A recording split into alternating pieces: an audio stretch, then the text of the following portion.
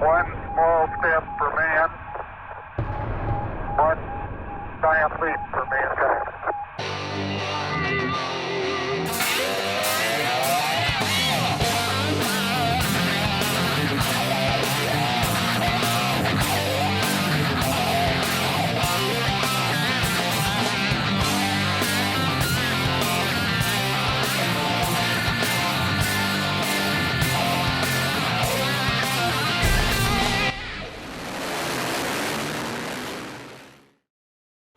Here we are in the departure lounge, waiting to check in now for Blood, Sweat and Gear's big road trip. We're flying to India, Delhi first, and then we're going on the adventure in the sky with Global Enduro.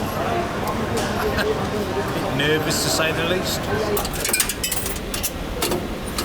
Okay, so. Approved ID photos. Mark, what's happening? What's happening?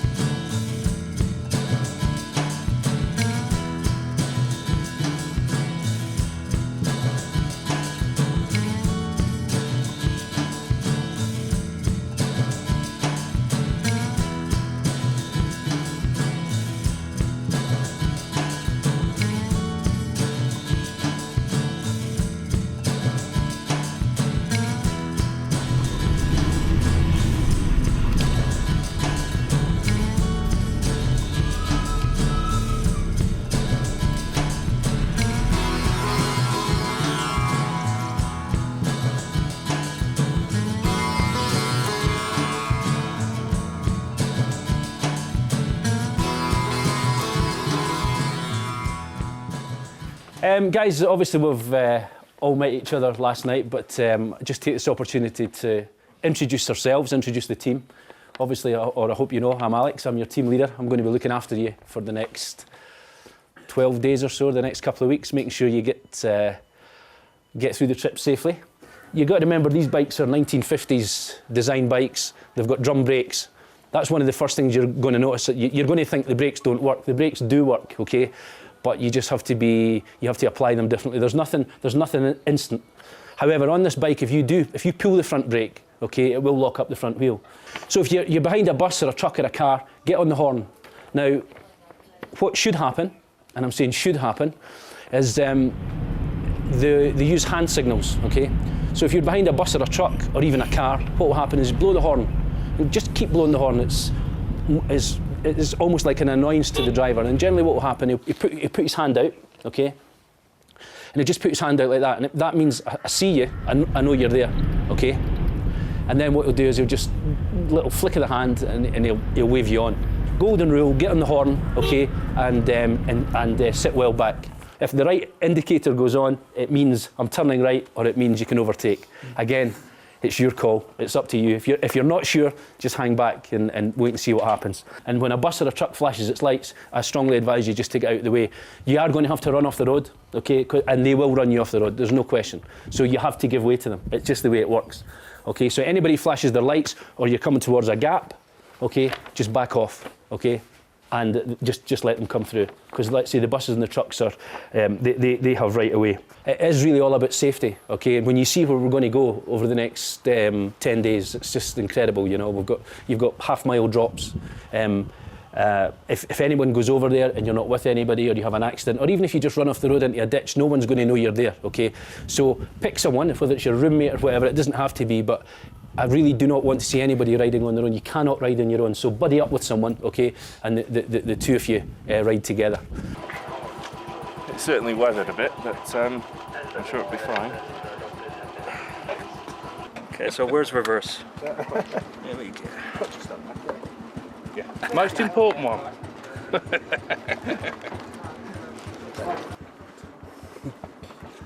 My bike looks like a beautiful, if slightly worn old woman.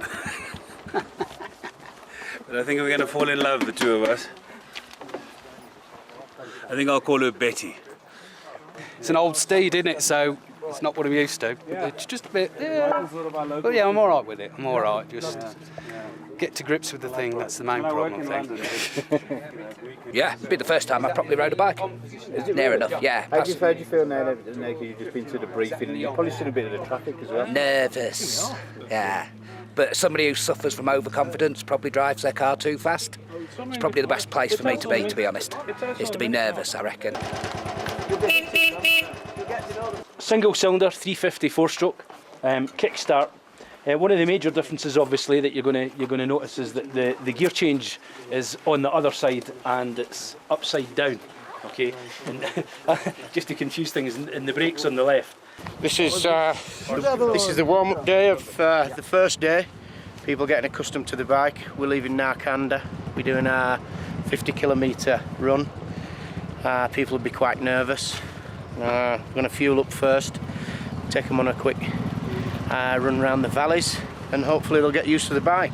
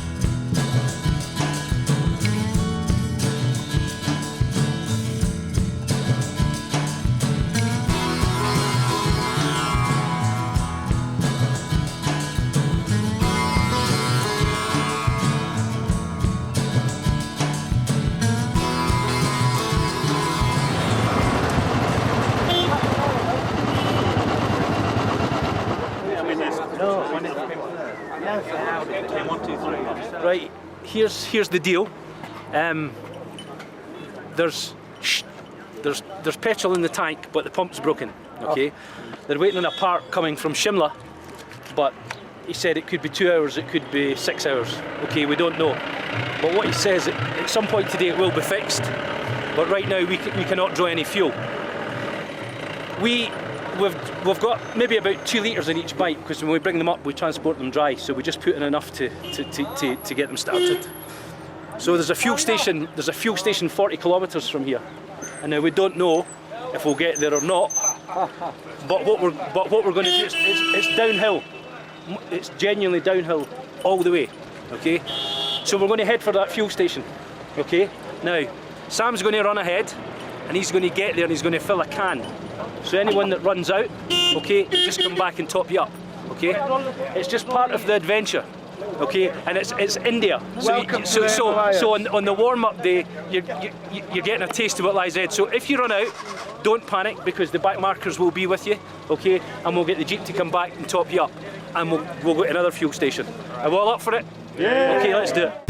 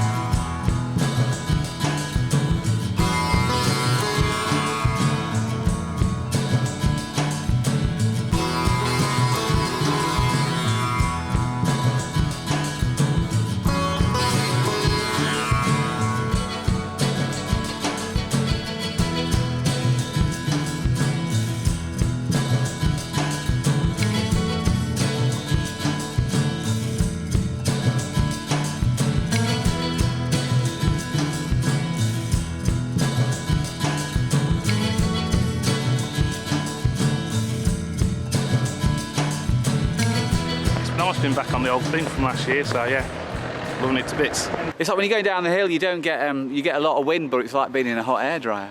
This is one spot, just one spot for about 400 yards. It's a new me. It's good. Having a lot of fun trying to not find the 600 neutrals that are in the box. And you got to plan your gear changes. You got to be in the right gear. You can't just do it quickly because it goes wrong. Because you do, left foot does what the right foot does. Any scary moments?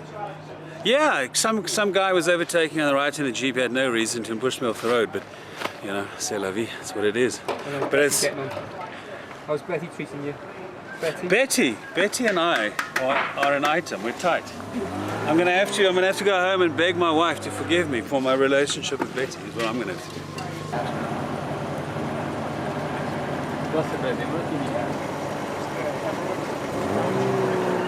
Unless you see it, you don't believe it, do you? It's absolutely beautiful.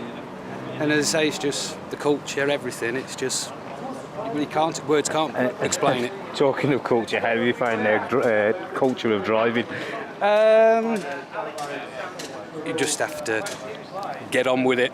If the minute you question yourself, can I do it, can't I do it, the opportunity's passed. You know, you've got to be determined. Like here now, in the garage, you just got to go to the pump. I want filling next. Because they'll just fill whoever's standing there. Yeah.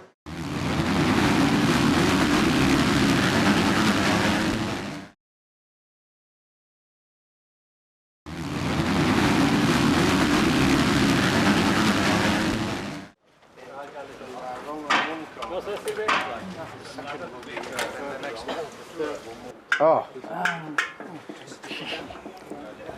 Typical Himalayas, typical India. What's happening? We've just pulled at a fuel station and we're all awaiting fuel, and it's the hottest time of the day. They haven't run out of fuel, but they have run out of electricity. So we can't get any fuel because there's no power.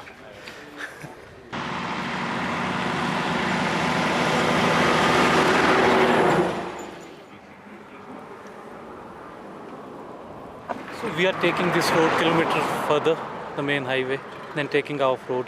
That is almost close to 40 kilometers to reach Narkanda. All through these orchards, apple orchards, cherry orchards, and then loads of villages and stuff like that. It's a wonderful ride.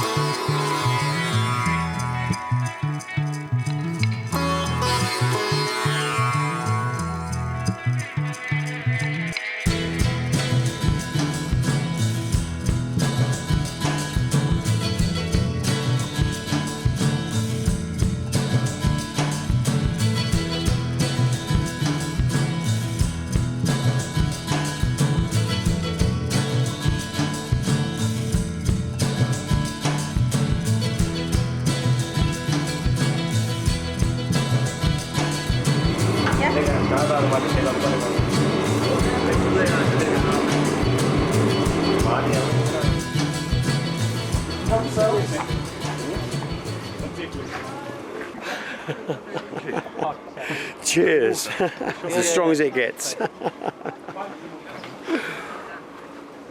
Alright, just need an haircut. It's warm today, gents. Pardon? I haven't got the faintest idea, no. This is a new route. This route's never been done before, only by Alex and Sam. So we're very new to this one as opposed to the rest of the team. However, Alex and Sam live here, so they know the route and they say it's one of the best. So the heat's quite bad at the moment. It's the hottest that Shimla's ever had in 40, 50 years or something like that. So have you got number 2? Yeah? Good man. The trouble is you just don't know it's the mixture of climate, the temperature. Yeah. It's everything, isn't it? This is the equivalent of Indian Vidal Sassoon. Need some more sun cream now, lads. Yeah, Alex, yeah, this Alex. Alex is Alex,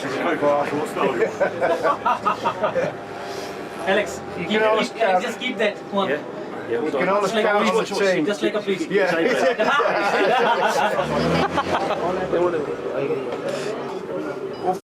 It's like a yard brush, is that? Do yard at home with it. Hot as yeah, Jesus.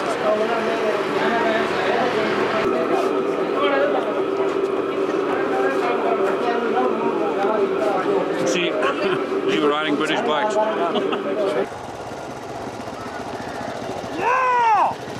Number one!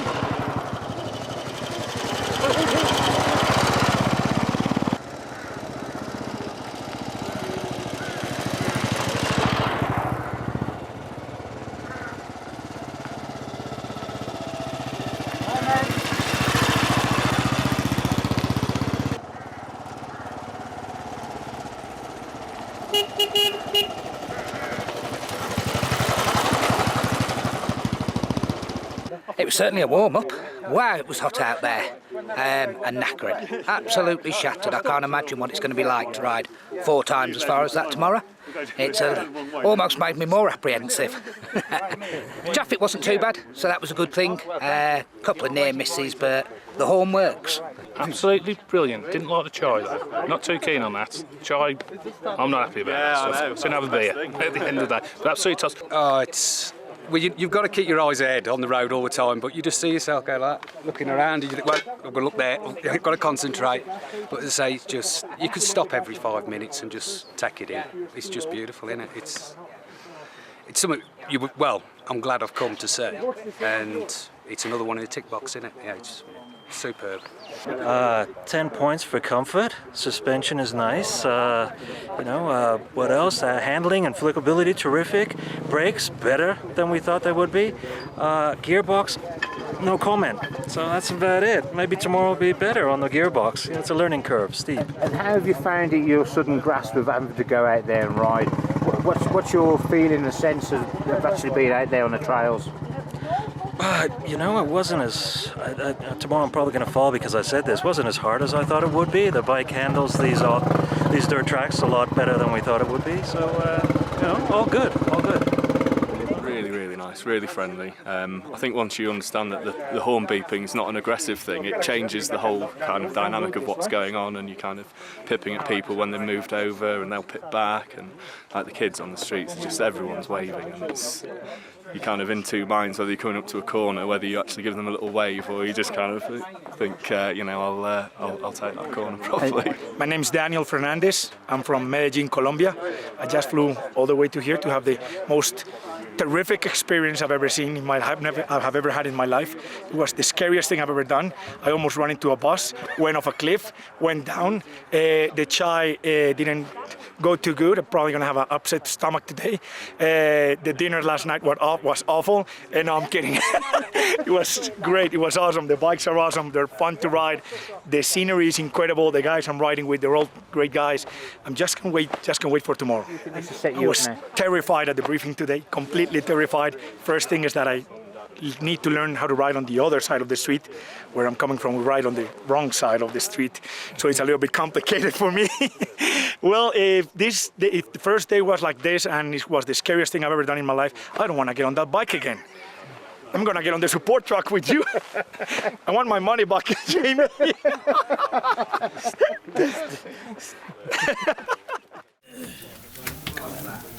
Thank you. Onion. Where's Madam and Kid? That's homemade. Yeah.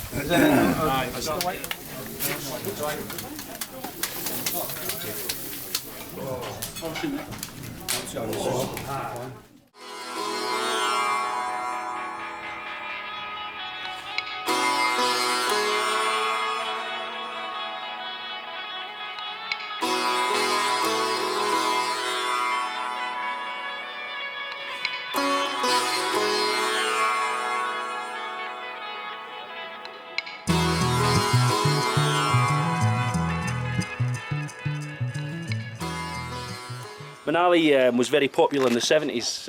Apparently the Beatles and the Rolling Stones spent a bit of time there, so it'll give you an idea what the place is like. We should get into Manali around about 5 o'clock, guys. It's 220 kilometres. It's a really good day today. What we're going to do is we're going to go back the way we went yesterday, onto the main highway, and then there's a left-hander that we need to mark. We'll do a little regroup there. It's about 30 kilometres, and it'll probably get quite warm again, but then we're going to climb, and we do a pass called Juluri Pass, which is at 3,400. And then we're going to drop back down to a place called, we're going to head to a place called Ott, and that's A-U-T. We'll do a regroup there because as we get into Ott, there's a tunnel, okay, and it's it's a 3-kilometre tunnel. Okay, so what everybody needs to do is just be aware of traffic when you go into this, and it's one of the strangest tunnels. Not that I'm an expert on tunnels, but it goes round corners and up and down hills. Okay, so it's and you get vehicles in it with no lights. Okay, and parts of the tunnel are unlit. Okay, so you have to be very, very careful in it. Okay. Start of another wonderful day. Am I ready for this? I don't know. Okay, we're on day 4 now, and this is where the enduro really starts. We're in the support vehicle, the forward marshal's vehicle with Sam. Now, yesterday was more of a bit of a shakedown for the riders and the teams and us as well on the filming. And it's supposed to be like, well, it was classed as an easy day, and I think it took a few of the riders a bit by surprise. But they got 240 kilometres today. Some good elevation changes. We've got a 3-kilometre tunnel. I think the riders are going to be really tested quite a bit today, so it's going to be pretty interesting for them.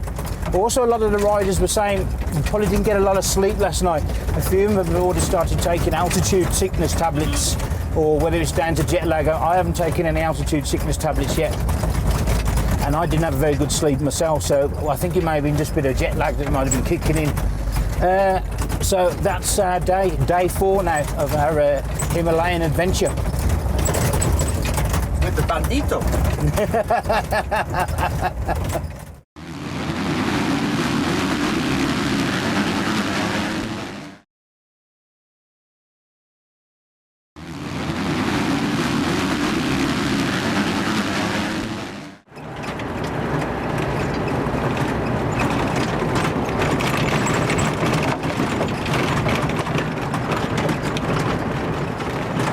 The bit over Juluri Pass is going to be something which may bother few riders. It's quite steep, maybe the steepest we will do in this coming 2 weeks. But yes, it's beautiful. You are going to love it.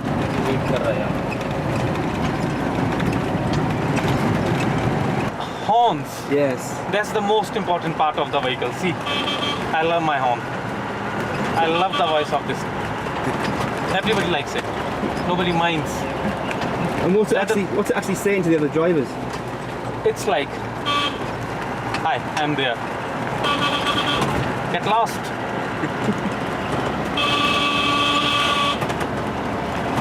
Just.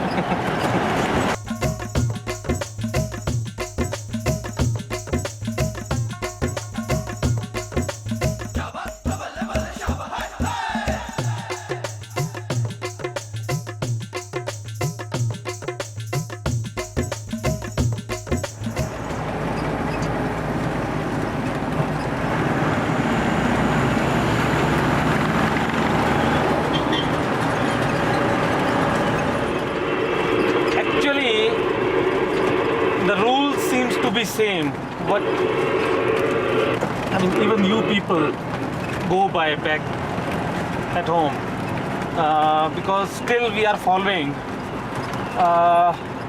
the same rules that were supposedly given to us by the British people before 1947. But then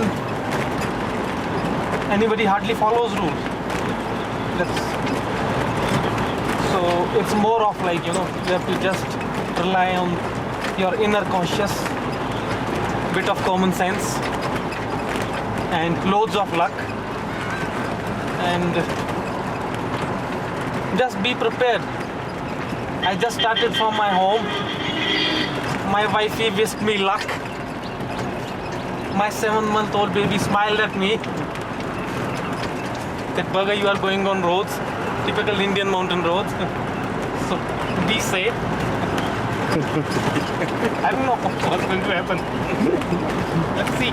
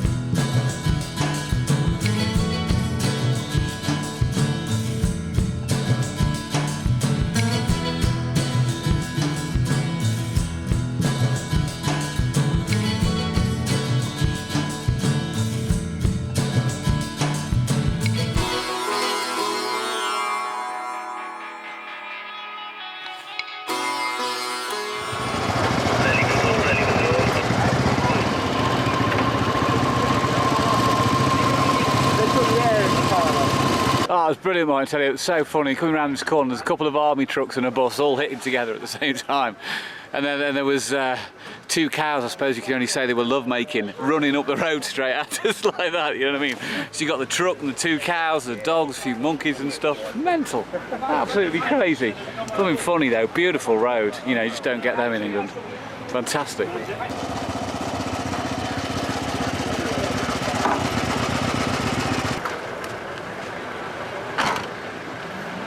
I know, it's instinct, yeah. I was thinking actually, what's the point? Yeah, what's the point? Yeah. He's going to plough straight into him if he's going to do anything.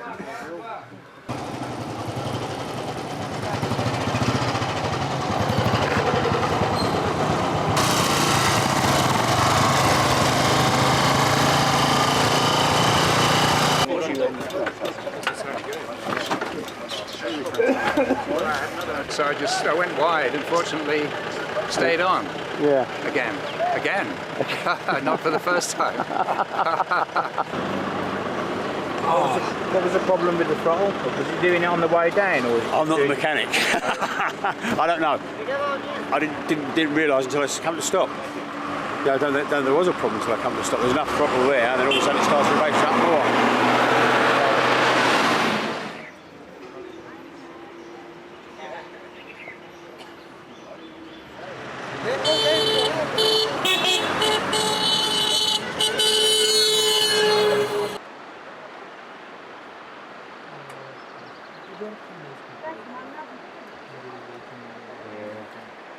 We've just got ahead of the rest of the crew at the minute, and we've Sam stopped with some people in there, and they've just invited us in, made us some tea, really welcoming, and what a great place to sit down and have a break.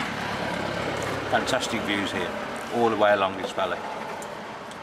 But so far, the whole trip has just been spectacular, unbelievable. Chai. Is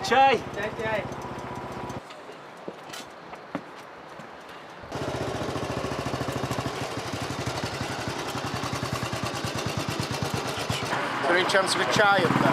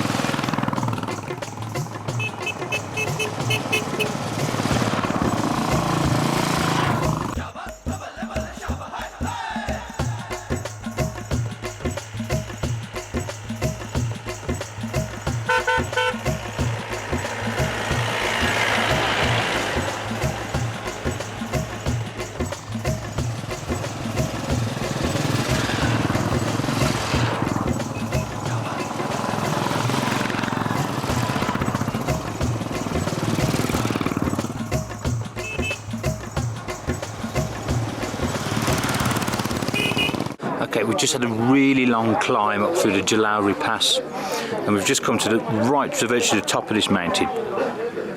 And behind me is a temple to the goddess Kali. What they do here, a lot of them are coming to pay a pilgrimage. They'll come and ring the bell to signify they're here, and then about another 2 further kilometres up the road, there's a lake, and it's right on top of the mountain top. And we'll have a look over there in a bit. They've got some drums and instruments, and they come and make a pilgrimage. So they ring the bell, and then they'll go and make the way up to the lake, and then say their prayers and make their offerings. Amazing place. And the shops here are just like perched on top of this, either side of us, sheer drop, several hundred feet. Just little roads just come through, and everybody is just like grabbing some food. And of course we've made a rest stop here as well now. We're going to have a break for lunch, but absolutely amazing place. And I don't know who seems the most curious, us or the locals, with each other. It's but all the way, I mean, the one thing that's amazed me, I mean, these mountain passes it's hard to explain. We're on some seriously huge mountains, and yet there's so many people all the way around. There's buildings, there's people working. Whole communities just perched up here. It's amazing. And this is another perfect example. I mean, we really are several thousand feet up in the hills, and a little thriving village. Amazing stuff.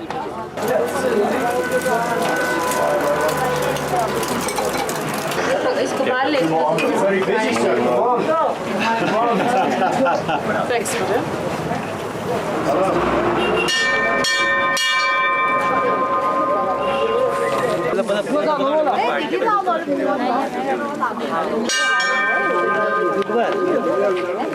So after they've done the ring the bells to signify they're here to the goddess Kali, the tiger's god, you can see how far they've got to go. They're walking up to this top of this mountain. It's unbelievable. There's a lake up there. It's an extinct volcano. You can see, I mean, we've come several thousand feet. There is a bus service here, but a lot of these have walked miles and miles up this mountain. We've still got to go another 2 kilometres yet to do their, you can see it's quite a climb.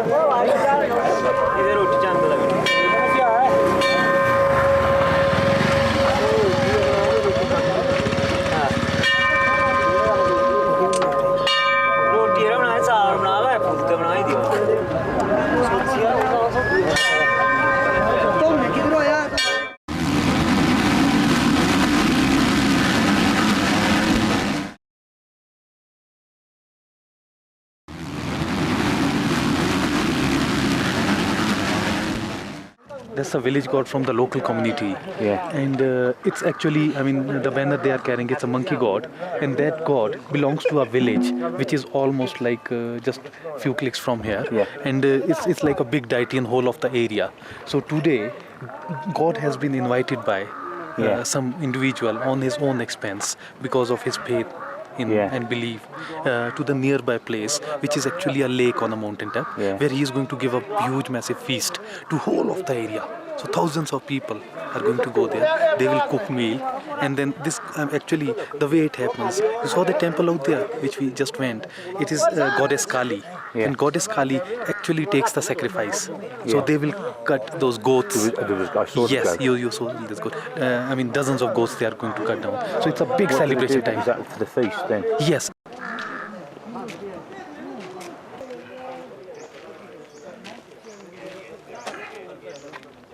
Hindu as a religion, we have like like dozens of different classes. That's different, but 4 main classes.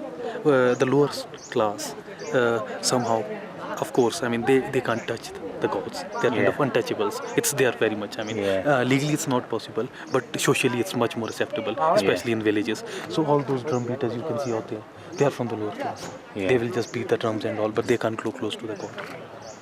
And the guy who is like touching this, he's from the very high class. To the extent, and I mean, the way he is doing things, touching it all around. So, I mean, of course, on top of the class, whatever you call it. And you were saying, so we have like priests, we have like Rajputs, we call them, they can touch. Then we have like all Shudras, we call them. Shudra is the guy who is actually from... Did they bring a priest from their village with them?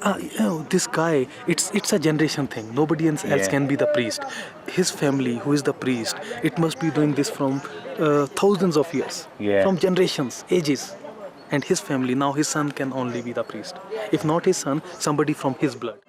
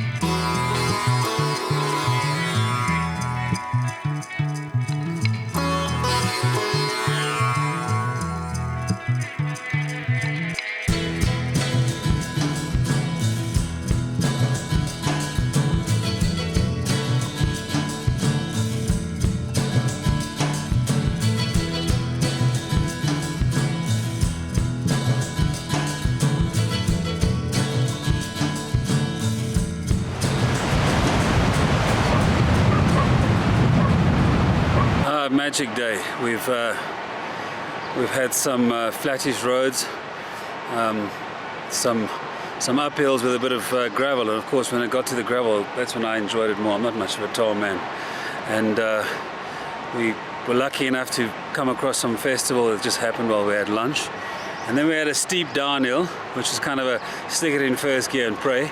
You didn't want to go too fast because it was really bumpy, but it was a lot of fun.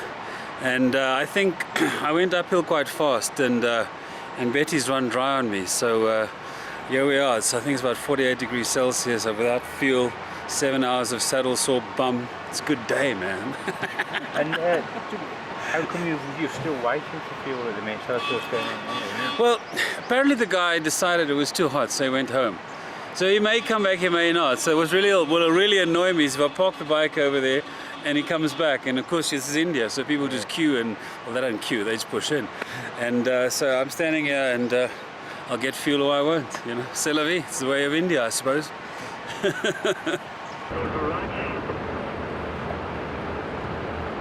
Yeah, the story goes, initially that was supposed to be a water tunnel for a power plant, but then plane changed. That usually happens, and now it's a traffic tunnel. And yes, that's another experience.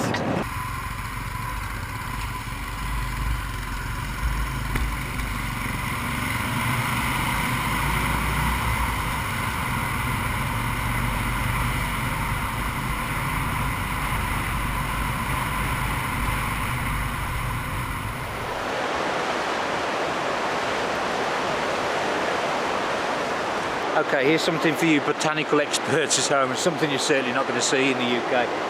Banks of it, just growing completely legally, completely wild, and it just grows everywhere. I mean, we're right opposite a tourist area, people are working down here, not even paying any attention to it. But I think the local constabulary would be having a field day if they saw this backyard.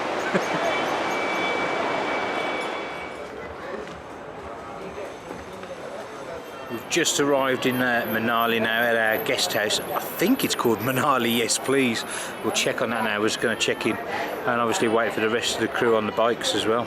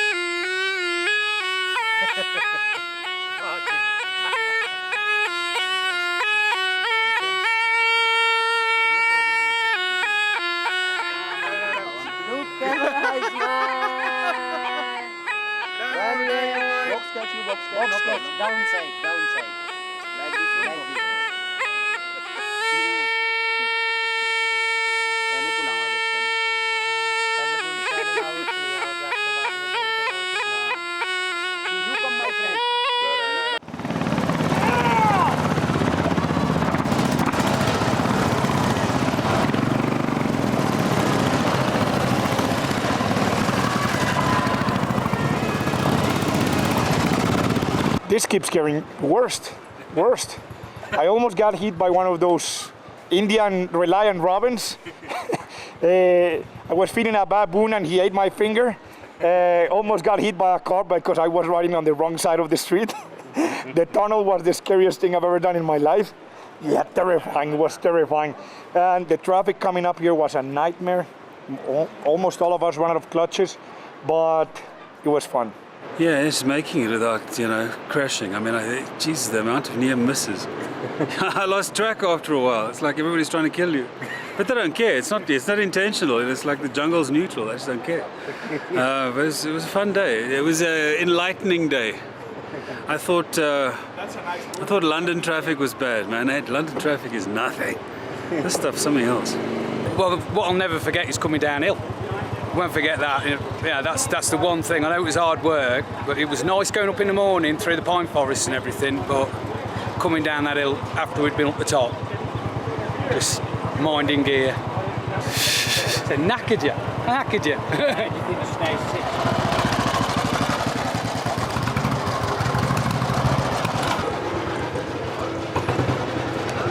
Well, it's been a long day. It's been very hot at times. Highlight, ice cream. 10 minutes later, paddling in the river. Definitely the highlight. But the biking was good. The roads were good. Did the most difficult stuff we've done to date. Steepest stuff. Good day.